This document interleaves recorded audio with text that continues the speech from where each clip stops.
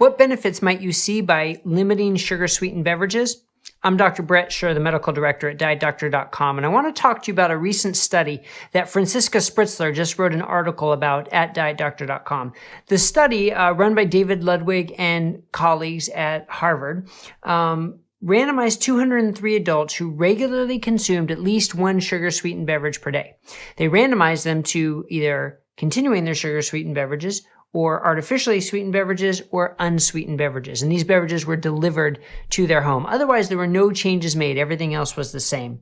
And after 1 year, what they found, to be honest, was a little lackluster. There wasn't a big difference in weight change. There wasn't a big difference in triglyceride to HDL ratio. There wasn't a big difference in markers of insulin resistance. But what they did find that was impressive was this preference for a sweet taste, and the perception of a sweet taste changed dramatically in those who were not drinking the sweetened beverages. So that's pretty important to show that the good evidence that you can actually train your taste buds in your brain in your interpretation of sweet foods and sweet drinks. So just by limiting it, they were able to sort of train that.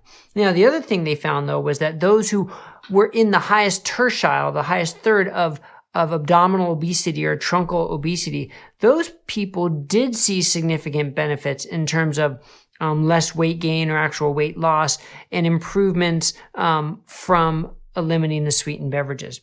Now, interesting, this is a little bit contrary to a study we covered at the end of 2019, where at UC San Francisco, what they did was at the workplace, they eliminated access to sweetened beverages. They just got rid of it. People could actually still choose to go out and get them, but at work, they could no longer have access to them.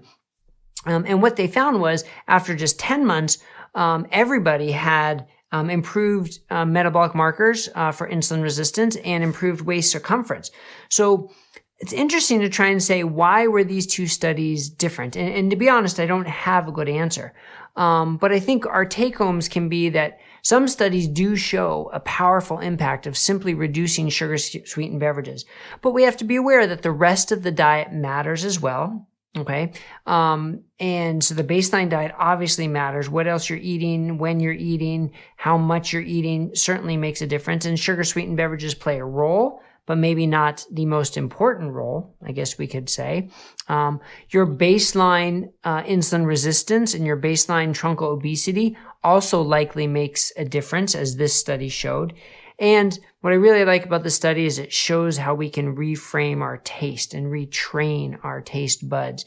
Because let's face it, after decades of eating sweetened foods and drinking sweetened beverages, we've come to sort of depend on that. And all of a sudden carrots, aren't sweet, and fruit may not be sweet because of how we've trained our taste buds. But that's something, as a clinician and at DietDoctor.com, what we see all the time is people remark how all of a sudden a carrot is really sweet because you've eliminated all those sugar-sweetened beverages and all those sweetened foods. And that makes a difference. It helps with cravings. It helps with compliance, which is obviously very important. So check out the article by Franziska Spritzler, which goes into a little more detail about the study, but interesting conclusions, and trying to correlate that with what we found in the study, what we reported on the study back in 2019 at UCSF, makes for an interesting discussion that's certainly going to continue.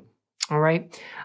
So thanks for watching, and make sure you click subscribe down below so you'll get all our updates for our news and our podcast and all our other great videos. All right. Take care, everybody.